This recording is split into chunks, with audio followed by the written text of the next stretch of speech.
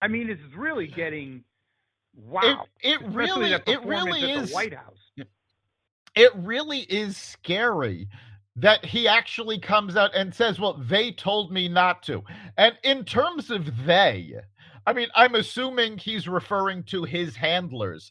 And I don't blame his handlers one bit for telling him not to do things, because every time he opens his mouth, the White House has to go into cleanup mode and go, well, that's not what's really going on. That's not what he said.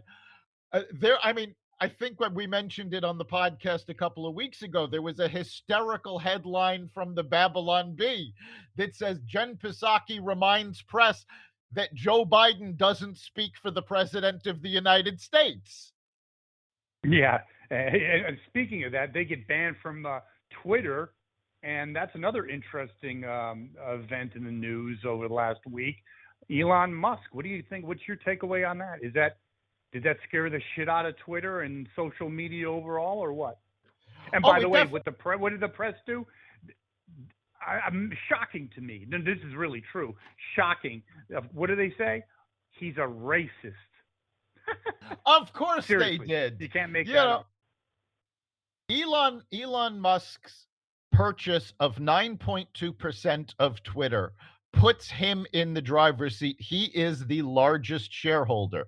Now, Twitter, in an olive branch, offered him a seat on the board, which he turned down. We talked about the fact that he was offered the seat last week, but at the last minute, he turned it down. And it's the best decision he could have made, because on the board of directors, he's limited to buying 14.5% of the company. So he cannot get a controlling interest. He has a fiduciary responsibility to the shareholders of Twitter as a board member. So it hampers what he can do. As an independent investor, he can do a hostile takeover, and he actually has the money to do it. He can buy a controlling interest. He can be an activist shareholder, shaking things up. He is much more dangerous to Twitter as an independent shareholder than he would have been on the board. And Oh no, he has, board is a good way to just shut him up. yes. So yeah, he Absolutely. made the right decision. Meanwhile, because he didn't take the seat on the board, the stock price went down. Twitter shareholders are going to try to sue him for making the shares go down. Twitter employees are so woke, they needed a day off to deal with the trauma of Elon Musk stepping up to make changes to Twitter.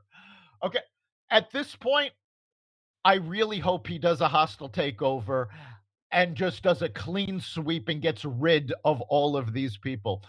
Bill Maher and Joe Rogan on Joe Rogan's podcast talked about all of this. Now, we all know Bill Maher has been a huge liberal for a long time.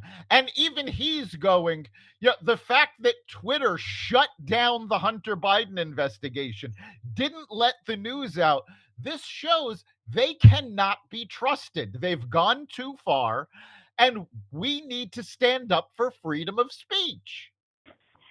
Without a doubt. And I think this is going to have obviously huge repercussions. It'll be interesting to see how it all plays out. But speaking of woke, wokeism in the corporate sector, you have Disney going way over a bridge too far with the whole LGBTQ initiatives. I mean, to the point that if I had young kids, I would seriously question about them going to a Disney event or movie. And the recent polls say that Well, 68% are not pleased with with Disney's action. parents are stepping up the same way we saw parents step up in Virginia against the school board teaching their woke nonsense. Parents are stepping up against Disney. Disney's share price has gone down. I can't wait. I don't think it's going to affect this quarter's earnings, but the following quarter, I can't wait to see what the results are, because especially in trips to the Magic Kingdom and Walt Disney World, this is a very expensive trip for a family to take. And now people are going, no, forget it.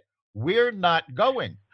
And also a trip that more of the middle class, not the 1%, would be planning. That's a big vacation for them, and it's more slanted towards that direction. People that would be more outraged than not over Disney's action. But it begs the question: who the hell is in the leadership of this shithole? I mean, you have a fiduciary responsibility to your shareholders, and you're doing this woke shit. And shareholders have spoken up against this. They're saying, "Look, Who the you hell want to are have they? you want to have your political opinions. That's fine, but you're not doing it with the company's money." Exactly. What I'm really waiting to see, anybody who spent any time in Walt Disney World knows they have their own police force, they have their own system. The reason they are capable of doing this is because back when they bought the land, 50, It's almost their own 60 country. years ago, yes, Florida gave them special dispensation to essentially create their own laws. Well, right now, Florida government is looking into taking away that dispensation.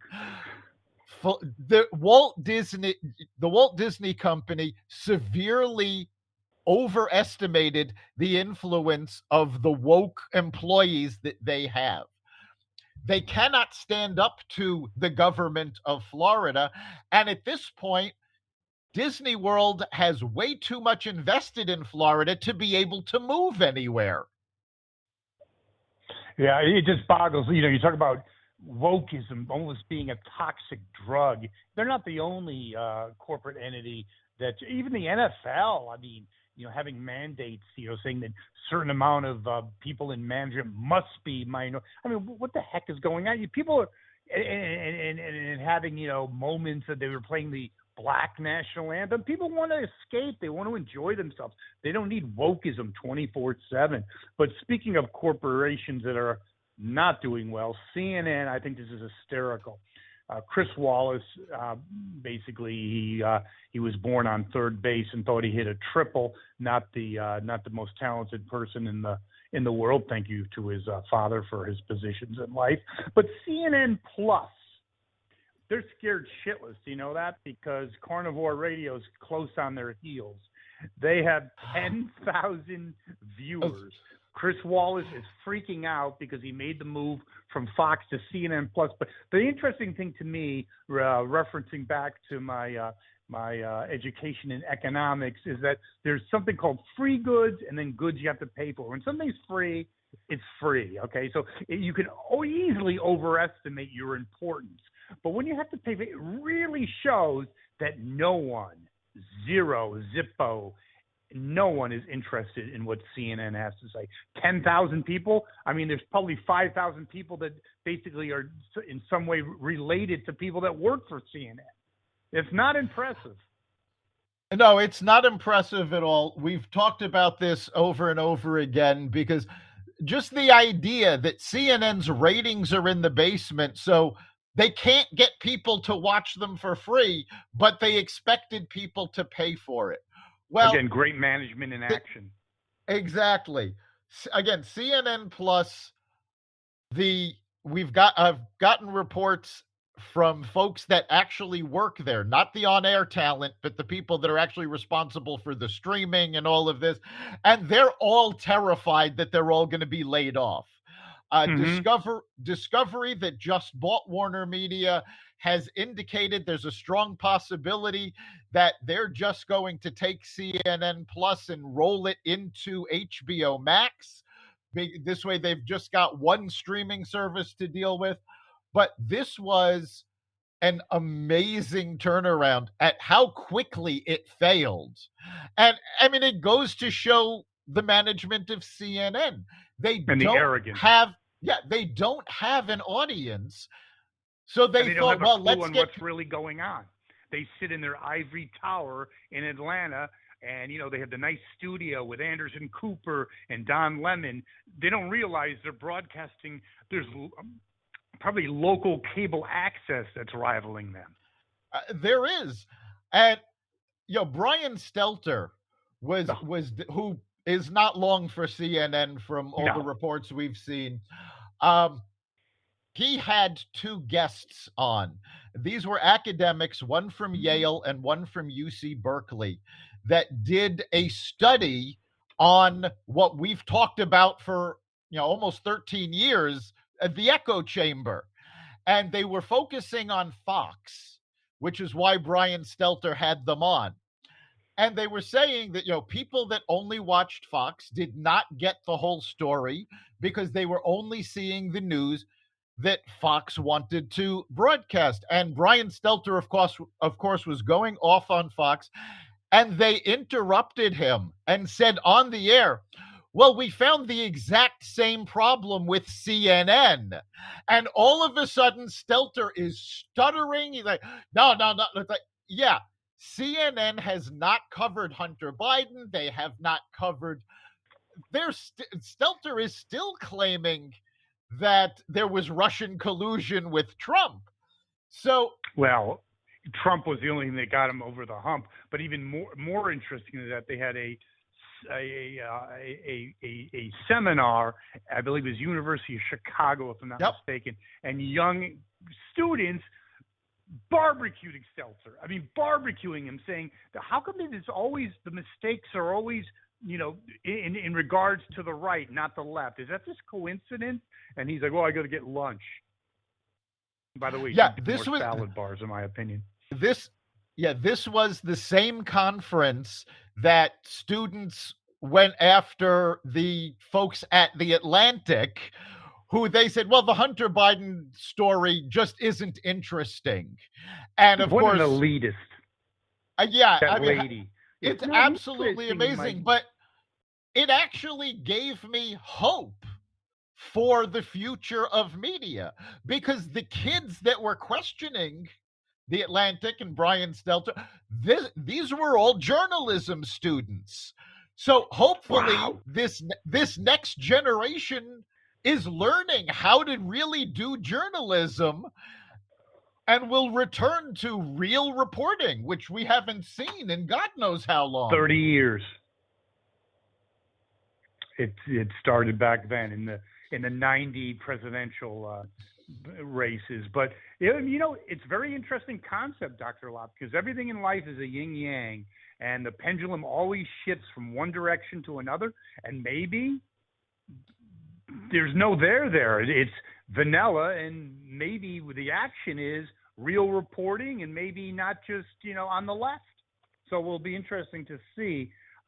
Something else that's very interesting, I think it's pretty funny, actually. Texas governor sending a caravan of busloads of migrants to right on Joey's door.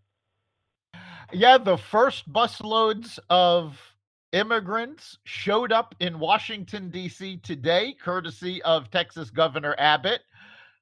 The federal government had been picking them up from the border and dropping them off at Texas towns and cities, basically putting the burden of their care on the state of Texas. So Governor Abbott chartered buses, and he has started shipping them to Washington, D.C. I think it's fantastic. Every person that is sent to Washington, D.C. has to volunteer to go. They actually have to sign a document holding the state of Texas harmless if anything happens. So these are folks that, it's not like Abbott's rounding them up and putting them, they're volunteering. So yeah, we're going to see an influx of illegal immigrants in Washington, D.C. So let's see how Congress deals with it. I think it'll be fantastic. It's something that's also very interesting. You talk about, Washington, D.C. and the elites. I don't think she's going to lose, but there's growing discontent with Nancy Pelosi in San Francisco and with minorities. Reflecting on her being basically a fossil. Not just because she's old, but her viewpoints. They're not in touch. They're not aligned with the needs of people in San Francisco, especially the working and lower class. If you take a look at the city of San Francisco over the past 10 years, it has become absolutely unaffordable for the middle class, never mind the lower class.